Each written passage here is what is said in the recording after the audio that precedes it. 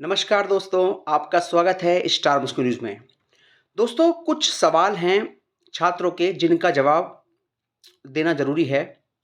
देखिए, अभी छात्रों ने कुछ सवाल पूछे हैं। एक सवाल है लोअर पीसीएस 2019 के परिणाम को लेकर। तो उनका सवाल ये था कि सर आपने ये बोला है कि इसका परिणाम अभी बनना शुरू नहीं हुआ है, ठीक है? और जिस दिन इसका परिणाम बनना शुरू होगा तो उसके कितने समय के बाद परिणाम जारी कर दिया जाएगा या परिणाम बनकर तैयार हो जाएगा, ठीक है? तो ये काफ़ी अच्छा सवाल है उनका। देखिए, मैं आपको बता दूँ लोअर पीसीएस 2019 में मोस्टली पोस्ट जो हैं, ज़्यादातर पोस्ट हैं, वो सेम क्वालिफ़िकेशन की पोस्ट हैं, 1 या 2 पोस्ट को छोड़कर, ठीक है? अब एक आपको एग्ज़ाम्पल देता हूँ मैं, लोअर 2016 लोअर 2 का जो भर्ती थी, उस भर्ती का परिणाम करीब-करीब 1 साल बाद जारी हुआ था, ठीक है?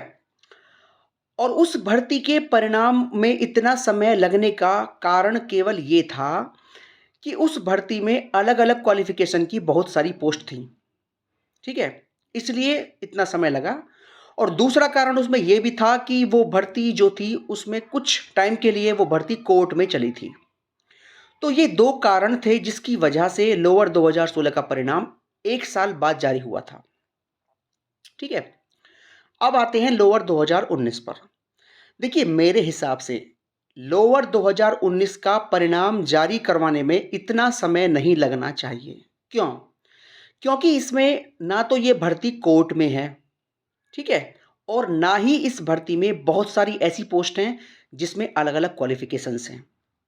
देखिए, यूपी ट्रिपल एससी आयोग को काफ़ी समस्या होती है एक ऐसी भर्ती को पूरा करने में जिसमें बहुत सारी पोस्टें अलग-अलग क्वालिफ़िकेशन की होती हैं, ठीक है? और जहाँ तक मुझे जानकारी है कि लोअर 2019 में कुल 7 प्रकार की पोस्ट हैं, जिसमें 5 प्रकार की पोस्ट सेम क्वालिफ़िकेशन की हैं, ठीक है? बाकी 1 या 2 पोस्ट हैं जिसमें अलग क्वालिफ़िकेशन है। तो मेरे हिसाब से इस परिणाम को जारी करने में या तैयार होने में अधिक समय नहीं लगना चाहिए। अगर मैं आपको एक टाइम लिमिट बता के चलूँ कि ये परिणाम आपका अगर 10 मार्च के आसपास बनना शुरू होता है, तो कितने टाइम तक ये परिणाम बनकर तैयार हो सकता है?